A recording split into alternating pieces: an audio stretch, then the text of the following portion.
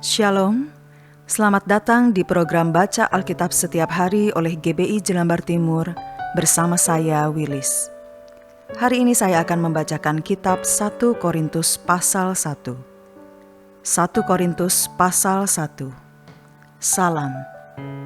Dari Paulus yang oleh kehendak Allah dipanggil menjadi Rasul Kristus Yesus, dan dari Sostenes saudara kita, kepada jemaat Allah di Korintus, yaitu mereka yang dikuduskan dalam Kristus Yesus dan yang dipanggil menjadi orang-orang kudus, dengan semua orang di segala tempat yang berseru kepada nama Tuhan kita Yesus Kristus, yaitu Tuhan mereka dan Tuhan kita.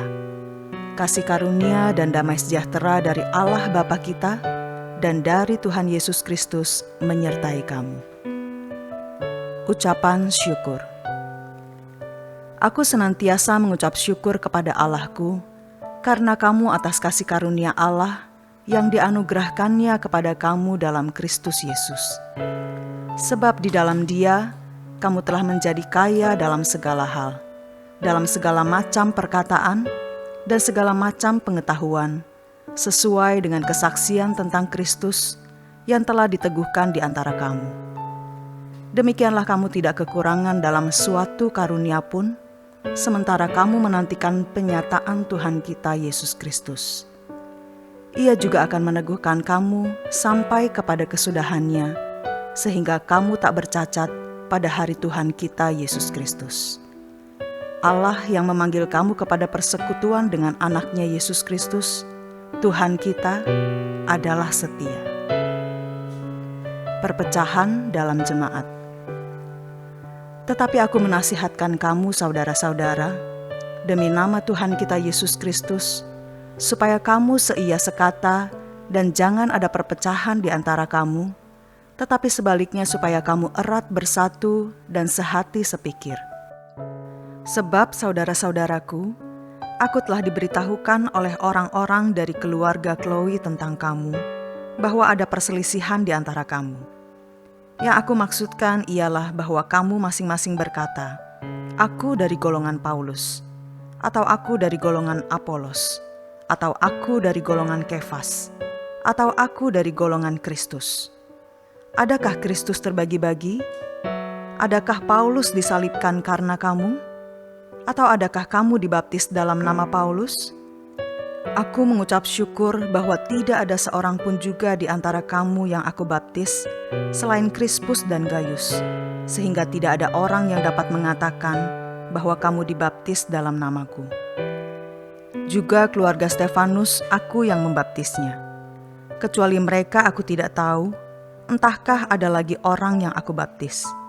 Sebab Kristus mengutus aku bukan untuk membaptis, tetapi untuk memberitakan Injil, dan itu pun bukan dengan hikmat perkataan, supaya salib Kristus jangan menjadi sia-sia. Hikmat Allah dan hikmat manusia. Sebab pemberitaan tentang salib memang adalah kebodohan bagi mereka yang akan binasa, tetapi bagi kita yang diselamatkan, pemberitaan itu adalah kekuatan Allah. Karena ada tertulis, aku akan membinasakan hikmat orang-orang berhikmat, dan kearifan orang-orang bijak akan kulenyapkan. Di manakah orang-orang yang berhikmat? Di manakah ahli Taurat? Di manakah pembantah dari dunia ini? Bukankah Allah telah membuat hikmat dunia ini menjadi kebodohan?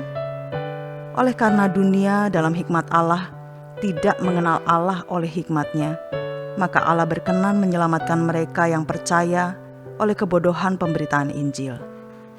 Orang-orang Yahudi menghendaki tanda, dan orang-orang Yunani mencari hikmat, tetapi kami memberitakan Kristus yang disalibkan, untuk orang-orang Yahudi suatu batu sandungan, dan untuk orang-orang bukan Yahudi suatu kebodohan. Tetapi untuk mereka yang dipanggil, baik orang Yahudi maupun orang bukan Yahudi, Kristus adalah kekuatan Allah dan hikmat Allah.